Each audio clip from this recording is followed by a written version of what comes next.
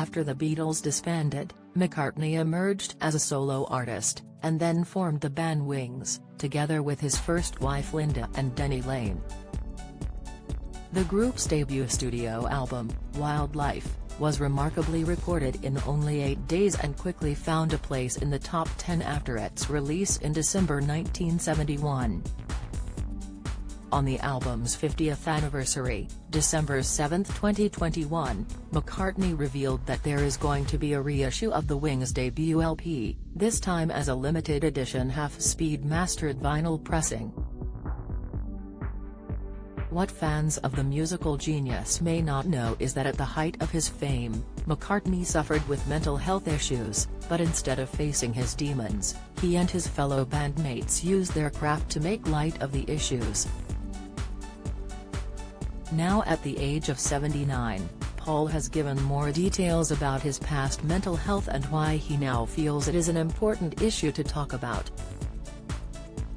In an interview with GQ magazine, the star confessed that he refused to allow himself to wallow in his low feelings, instead turning to alcohol to deal with the pressures of fame. When asked whether he had dealt with mental health issues, he replied, "In truth, I just took to booze. There wasn't much time to have mental health issues, it was just, F it, it's boozing or sleeping. But I'm sure it did, as they were very depressing times. It's funny, I remember when I first met Linda, she was divorced with a child and living in New York and having to fend for herself. She got depression and I remember her saying she made a decision. Omicron variant symptoms, the telltale sign that comes out at night, doctor's update. She said, you know what? I'm not going to have this depression, because if I do I'm going to be in the hands of other people. And I'm not going to allow that to happen. So she sort of picked herself up by her bootstraps and said, I've got to get out of this myself. And I think that was what I was able to do, to get out of the depression by saying, okay, this is really bad and I've got to do something about it. So I did.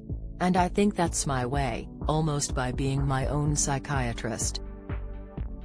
You say, this is not cool. You're not as bad as you think you are, and all of the things. So you start to think, okay. High blood sugar, the sweet treat to have 1 hour after waking that lowers blood sugar, insight Alzheimer's, the warm drink that could reduce your risk, the more you drink the better, latest paracetamol side effects, the sign in your pee to stop using the popular painkiller, tips, admitting that among the whirlwinds of fame, the band didn't have much time for mental health issues. When looking at the Beatles' lyrics, this can be debated, something that McCartney addressed in a later interview. You know, John would write, "Help. I need somebody," and I thought, well, it's just a song, but it turned out to be a cry for help, McCartney said. Same kind of thing happened with me, mainly after the breakup of the band. All of us went through periods when we weren't as happy as we ought to be. But you know, there were a lot of things we had to work through. You didn't talk about mental health. McCartney was not the only member of the Beatles to suffer in silence with their mental health. In a candid 1980 interview with Playboy, John Lennon confirmed that he used lyrics to cry out for help, as well as Ringo Starr also turning to booze to help adjust to fame. For men in particular, addressing their mental health troubles has developed a particular stigma. In fact, in the UK, around 1 in 8 men have a common mental health problem such as depression, anxiety, panic disorder or obsessive-compulsive disorder (OCD), but approximately 40% are not willing to talk about their mental health.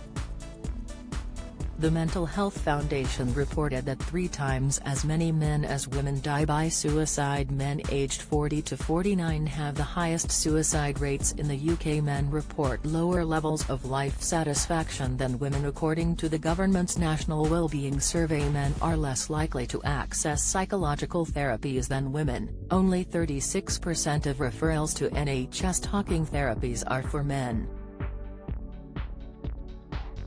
All individuals experience mental health issues differently, yet common signs and symptoms that someone may be affected by a mental health disorder include the following: being anxious and irritable, having a low mood. Finding it difficult to concentrate or remember things,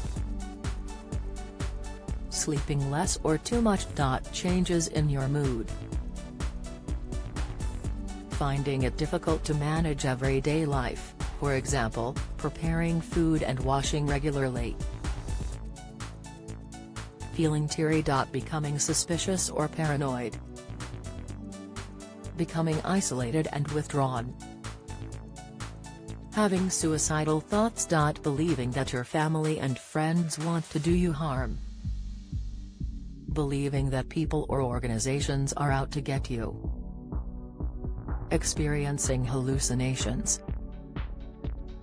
This means sensing things that other people don't. This can include seeing and hearing things.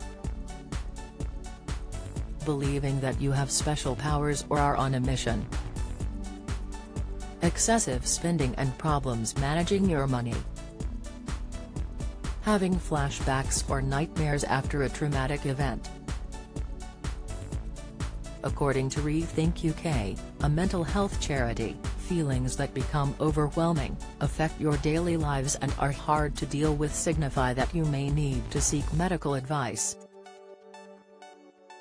Since the 1960s, when Beatlemania swept across the country, mental health support has changed drastically, with treatments such as medication and therapy available for free on the NHS to those who need them. If you are worried about your or someone else's mental health, the best place to get help is your GP or local mental health provider. However, if you or someone else is in danger or endangering others, call 111. If you need to talk to someone, the following free helplines operate 24/7: Depression Helpline, 0800 111 757, Lifeline, 0800 543 354. Need to talk?